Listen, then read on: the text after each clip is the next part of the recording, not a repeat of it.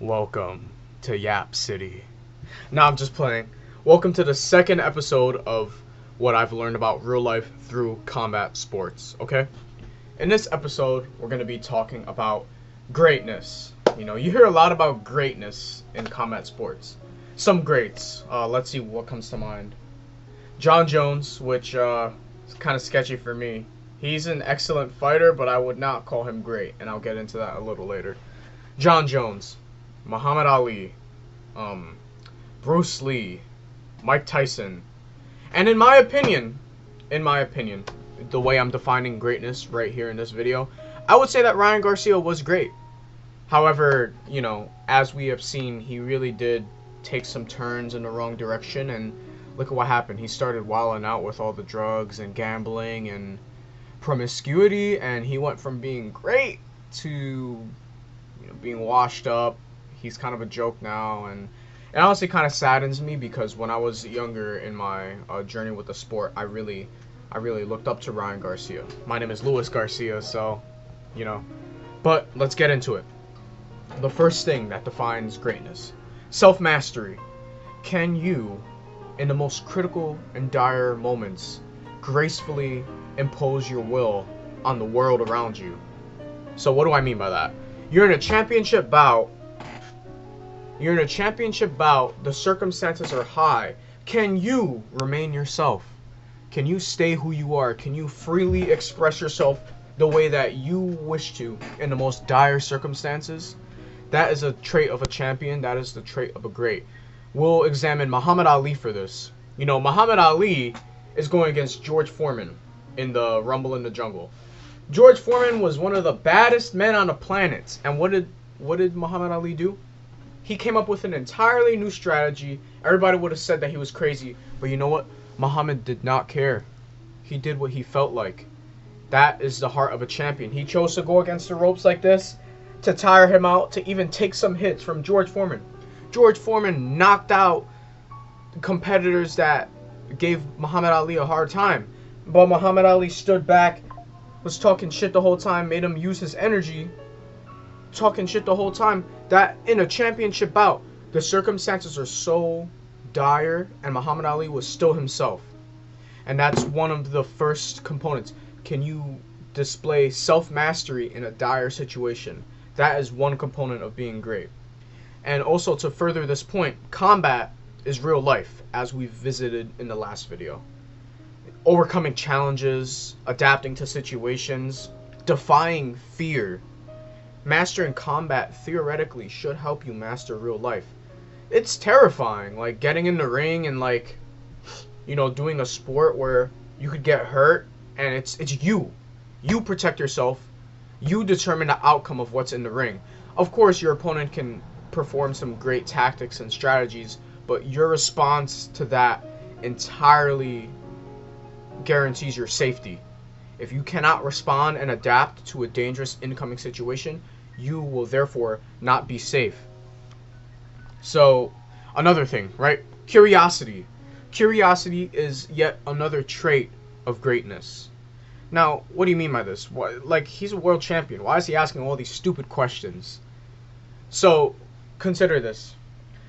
Mike Tyson was also great. He also kind of fell off the greatness path with what happened with Buster Douglas. He wasn't really focused. He wasn't in that champion mindset. However, the greatness that comes out with Mike Tyson was he was always curious about everything. He's always asking questions. He studied masters of war, such as Genghis Khan, Napoleon. He would study these people. He was curious about their mindset. He was curious as to what it took to dominate the world. Mike Tyson was just, he was on Joe Rogan's podcast. He was very curious the whole time. Anytime Mike Tyson did not know something, his reaction wasn't, never heard of it. His reaction was, oh, I've never heard about it. Tell me more. Tell me more. That is a trait of greatness. To be curious enough to want to know more about something that you don't know. You're a student for life. Bruce Lee also mentioned this. Bruce Lee, another great, spoiler alert, but Bruce Lee says that you can never declare yourself a master, because once you declare yourself a master, you have one way to go, and it's down. However, when you're in the student position, Learning is a continuous upward spiral. You must become a lifelong student. Another trait of greatness is being able to empty your cup. Now that we're talking about Bruce Lee, spoiler alert again, Bruce Lee also said that you must empty your cup. If you are approaching a coach and you have all these belts, you feel like you know all these things, you're never going to learn new information. If your cup is full, you cannot accept more tea. When you approach a master, you need to listen. Turn your mouth off, turn your ears on, and receive. You need to be in a place of recipiency. And you also need to then interpret the information that was given to you. But when it's time to receive, it's time to receive. It's time to be a student, and it's time to learn. And then you need to take that information and you need to just think, process it. How does it apply to you? May this be effective for you. But when it's the time of receiving, it's also the time to shut up. That's a very important component of greatness. You have to listen to those who are ahead of you, because they know things that you do not. And if you want to just be like, oh, fuck what the OG say, you have an ego. And egos, much like oak trees, will snap in the wind. Egos will not adapt. Your ego will not change. Your ego will allow you to get in the ring and say, oh, I'm the best fighter in this gym. Like, I'm just gonna do this move that I've done 100 times.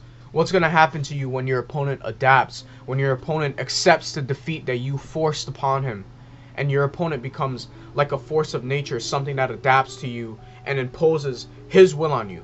If you have an ego that's too fragile and that's too apparent, you're gonna snap. You're not gonna change. You're not gonna adapt. It's just not gonna go well for you. So, furthermore, constantly admitting that you know nothing. The more you know, the less you know. You know, you may know certain fundamentals, like, oh, I know how to throw a jab, right? But there are 50 million ways to throw a jab, 50 million ways to alter your timing. There are 50 million ways to counter a jab. There are 50 million ways to do it in the other stance. We know nothing.